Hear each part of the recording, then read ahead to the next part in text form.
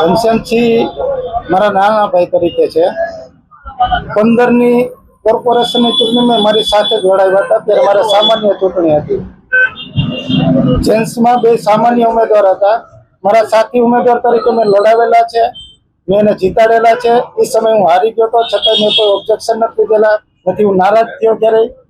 21ની ચૂંટણીમાં ઓબીસીની સીટ આવી અમારે વોર્ડમાં 17 નંબરમાં જેન્ટ્સની. ત્યારે ઘનશ્યામસિંહ ટિકિટ દીધી હતી, મને નહોતી આપેલી, બરોબર. છતાં મેં વિરોધ નથી કરેલો, મેં નથી નારાજગી કરેલી, બરોબર. તો અત્યારે જે સમીકરણ છે એ વસ્તુ પ્રદેશ લેવલે પ્રદેશના આગેવાનોએ, પ્રદેશના લોકોએ ઓલું કરેલું છે, બરોબર.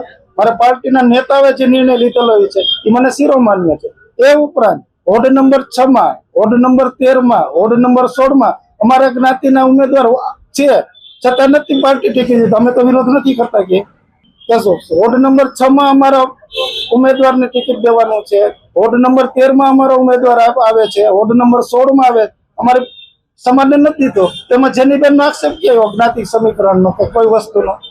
હાલો મને કહો તમે કે જ્ઞાતિ સમીકરણનો નિર્ણય ક્યાં થયો? જેનીબેને જે નિર્ણય લીધો તે તો પ્રદેશના નેતાને સાથે બેસી નિર્ણય લીધો. પેલા અમે દરબારને, તો મારી સાથે અત્યારે દરબારના અમારા યોગિતાબેન લીધેલા જ છે ને. યોગિતાબેનને ટિકિટ દીધી જ છે દરબારમાંથી, લેડીઝ માંથી. તો એમાં મેં કેવાનું કરેલું છે તો પટેલની, કડિયા સમાજની અમારી વસ્તીમાં પહેલો નંબર, બીજો નંબરમાં આવે છે. એ સમાજને ઓબીસી માંથી લીધેલા છે, બરોબર. પછી યોગિતાબેન ટિકિટ દીધી છે, યોગિતાબેન દરબાર સમાજમાંથી જ આવે છે. હકીકત કઈ પટેલના લીધે નથી. પટેલ દાવેદાર છે, 13માં નથી આપી, નથી 16માં આપી, નથી 6માં આપી. તો અમારો હક તો એકાદા વોર્ડમાં તો આવે કે ન આવે? એક દરબારને આપી છે, પટેલના સમીકરણ છે, પટેલની મતદાર મોટો છે, તો પટેલને તો અમે કાયમી ટિકિટ દેતી પાર્ટી. ભાજપ દે છે, આપ દે છે, કોંગ્રેસ દે છે, એક ટિકિટ તો પટેલને કાયમી દે જ છે. ઈ તો પછી વિસ્તારમાં સર્વે કરવાનો, વિસ્તારમાં જોવાનું છે.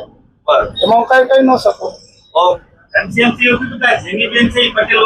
નહીં, ખોટી વાત છે. પણ તો કઉ છું ને, 6 નંબર, 13 નંબર, 16 નંબર માં અમારા ઉમેદવાર, અમારા સમાજના ઉમેદવાર નથી આપેલા. તો અમે તો વિરોધ નથી કરેલો ક્યાંય.